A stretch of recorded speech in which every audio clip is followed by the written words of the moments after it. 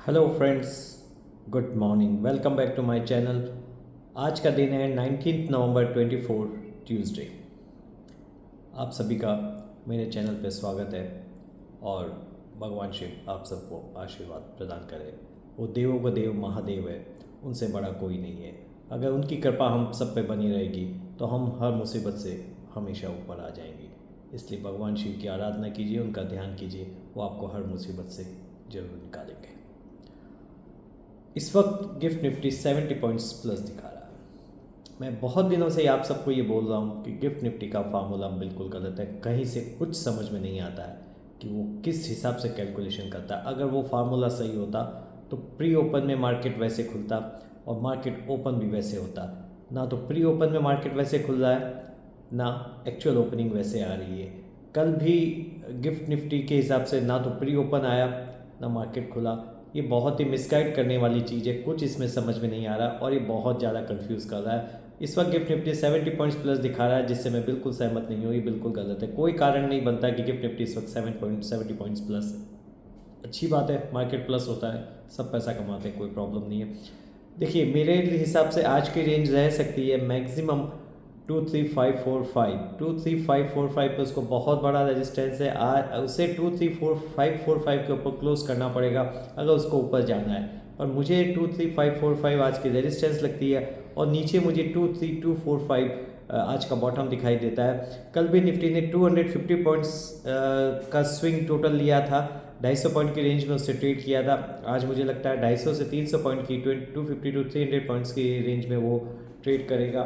तो आप नीचे जब भी 23245 आ जाए एक बार आप बाय कर सकते हैं और 23545 पे निकल सकते हैं। क्लोजिंग बेसिस पे उसको 23545 क्लोज करना बहुत ज़रूरी है अगर अगला 200 पॉइंट का इसको मूव देना है। तो बहुत ही कंफ्यूजिंग चीज़ है, कुछ समझ में नहीं आता। बैंक निफ्टी जो पॉजिटिव दिखा रहा है, कल भी पॉजिटिव हुआ, मुझे कहीं से उसको समझ में नहीं आ रहा, वो गलत है। उसको कम से कम यहाँ से 5,000 पॉइंट गिरना है, 5,000 पॉइंट वो जरूर मार्च तक गिरेगा, ये मेरी गारंटी है आपको। उसको गिरना ही है। किसी गवर्नमेंट एजेंसी से आज ये पता नहीं कहाँ से कुछ डिक्लेयर किया, मुझे ये भी कन्विंसिंग नहीं लगता है कि सरकारी बैंकों के एनपीएस कम हो रहे हैं। मुझे ये स्टेटमेंट ही ठीक नहीं लग रहा। ठीक है, आप आंकड़े बता सकते हैं, कुछ भी बता सकते हैं, लेकिन मैं इस चीज़ से कन्विंस नहीं हूँ। मुझे नहीं दिख रहा है। मुझे तो एनपीएस बढ़ते हुए दिखाई दे रहे हैं, ऑटो सेल्स कम हो रही है, बहुत सारे डिफ़ॉल्ट हो रहे हैं, फोर व्हीलर्स में बहुत सारे डिफ़ॉल्ट हो रहे हैं, लोग पैसा नहीं चुका पा रहे हैं, लोगों के पास पैसा नहीं है, लोन रीपेमेंट नहीं हो रहा, बहुत सारे चीज़ें इसमें हो रही है। एनपीएस मुझे तो कहीं से कम होते हुए दिखाई नहीं दे रहे, तो पता नहीं ये कैसे। इंडियन होटल्स का आज कैपिटल मार्केट कॉन्फ्रेंस डे है और इंडियन होटल मैं आपको बहुत समय से बोल रहा हूँ कि इंडियन होटल को बाय कीजिए। इंडियन होटल मुझे 1,000 रुपये से ज़्यादा का स्टॉक दिखता है, इसलिए नहीं कि उनके बिजनेसेस बहुत अच्छे, डेफिनेटली बिजनेसेस बहुत अच्छे कर रहे थे। जो उनके 2025 के टारगेट्स थे वो 2022 में आ गए, ये सब आपने न्यूज़ में देखा होगा। वो तो ठीक है, वो डेफिनेटली बिजनेस अच्छा है, लेकिन अभी जो कोरोना के बाद में पोस्ट कोरोना जो परफॉर्मेंस आए थे, वैसे परफॉर्मेंस किसी भी होटल के तो नहीं आने चाहिए मेरे हिसाब से। लेकिन वो रियल स्टेट सेक्टर एक बहुत बड़ा प्ले है और इंडियन होटल्स की वैल्यूएशन वहीं से डिराइव होगी, ना कि उसके बिजनेस से डिराइव होगी। इंडियन होटल का शेयर कम से कम 1,000 रुपये आप आसानी से मानिए, उसका 70-80,000 मार्केट कैप है। मेरे को ऐसा लगता है कि उसका मार्केट कैप कम से कम 1 लाख करोड़ से भी बड़ा होना चाहिए। उनकी जब डिटेल्स क्लियरिटी नहीं है मेरे पास में, कहीं से मिल भी नहीं रही है, लेकिन अगर जिस दिन भी उसकी पता ये चल जाए कि उनके पास जो असेट्स हैं उनकी वैल्यूशंस, एक्चुअल मार्केट वैल्यूशंस क्या है, उसका सही प्राइस निकाला जा सकता है। मैंने जैसे आपको ये भी बोला कि जो बॉम्बे के उनके होटल्स हैं उनके भी 25-30 हज़ार करोड़ रुपए का वैल्यूशन है, तो उनके पास तो पूरी दुनिया में 200 से ज़्यादा होटल्स हैं, तो उनका बहुत बड़ा असेट है। लेकिन अब क्या उनका लैंड असेट है वो कुछ पता नहीं चल रहा, तो मैं उसमें कमेंट नहीं कर सकता, लेकिन रफली मुझे इतना पता है कि 1,000 रुपये से आसानी से ये बड़ा शेयर होना चाहिए। मजगांव डॉक में बहुत अच्छा न्यूज़ है, उनको 40-43,000 करोड़ का एक सबमरीन का ऑर्डर मिल सकता है। और मैं बहुत समय से आप सबको बोल रहा हूँ कि डिफेंस स्टॉक में मजगांव डॉक जैसा कोई स्टॉक नहीं है और मजगांव डॉक को आपको हमेशा खरीदना चाहिए। मजगांव डॉक इस वक्त करीब 4,000 रुपीज़ चल रहा है, किसी भी गिरावट में हो सकता है वो 3,500 आ जाए, लेकिन फिलहाल अगले 3 दिनों के लिए मुझे मजगांव डॉक चलता हुआ दिखाई दे रहा है और यहाँ से वो 400 से 500 रुपये पॉइंट प्लस कर सकता है। It's a very big order for Mazagon dock और ये सिर्फ एक अभी शुरुआत है, ये मूवी का ट्रेलर है, पूरी मूवी अभी आनी बाकी है। आप देखिए मजगांव डॉक आपको कुछ सालों में 10,000 रुपये दिखा देगा। It's a fantastic stock to own. इस तरह की कंपनियां सालों में एक बनती है। तो मज़गांव डॉक पर नज़र रखिए। बजाज ऑटो मुझे ऐसा लगता है आज चल सकता है 9,500 रुपीज़ वो है, मुझे ऐसा लगता है 9,750 इस वीक में वो क्लोज जरूर देगा। बजाज ऑटो पे आप नज़र रखिए, बजाज ऑटो चल सकता है। अब आज करीब 19 तारीख हो गई है, 10 दिन और बचे हैं। 1 तारीख को ऑटो सेल्स के आंकड़े आएंगे और बजाज ऑटो बहुत फैंटास्टिक आंकड़े पेश करेगा, क्योंकि फेस्टिवल सीज़न जस्ट ओवर हुआ है। तो बजाज ऑटो के नंबर्स बहुत अच्छे आएंगे।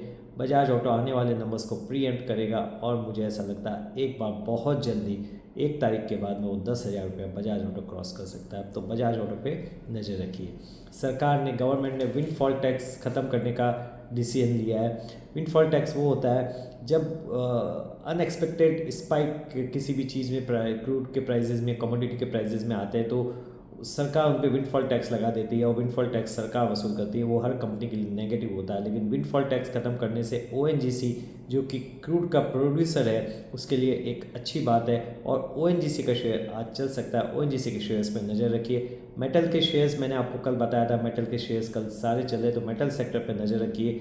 गोल्ड वापस पॉजिटिव होने लगा है, गोल्ड कंटिन्यूसली बाय करते जाइए, हर गिरावट में गोल्ड को बाय कीजिए।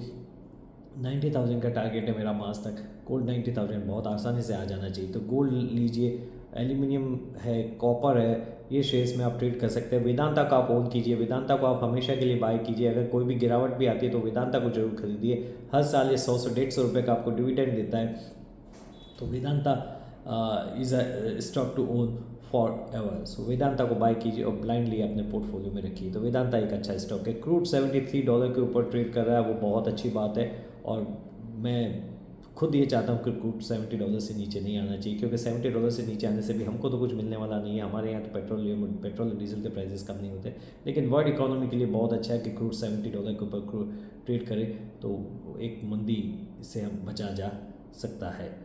और इसके अलावा CDSL मैंने आप सबको बोला था कल, BTST में बाय करवाया था, 1500 के ऊपर क्लोज किया है। 1545 मेरे हिसाब से आ जाना चाहिए। 1545 पे प्रॉफिट बुक कीजिए, 1545 के ऊपर क्लोज करें तो वापस लीजिए 1590 के लिए। तो इस तरह से CDSL में ट्रेड किया जा सकता है और इंट्राडे में पैसा डेफिनेटली बनाया जा सकता है। M&M को आप बाय कीजिए। 26 नवंबर को इनकी 2 इलेक्ट्रिक SUVs आने वाली है, वो आपको थोड़ा पैसा बना के दे सकती है। इसको M&M के शेयर्स को ये 3000 के ऊपर ले जा सकती है। तो M&M भी आप बाय कीजिए, बजाज ऑटो बाय कीजिए, M&M बाय कीजिए, CDSL बाय कीजिए, मज़गांव डॉक बाय कीजिए, इंडियन होटल्स बाय कीजिए। ये शेयर्स आपको बड़ा पैसा बना के दे सकते हैं। बैंकों की रैली से मैं बिल्कुल सहमत नहीं हूँ। बिना मतलब से कल SBI चला, कोई उसका मीनिंग नहीं था। कल HDFC बैंक क्यों प्लस था मुझे कोई समझ में नहीं आ रहा। कोटक बैंक क्यों प्लस है, कोई कारण नहीं है।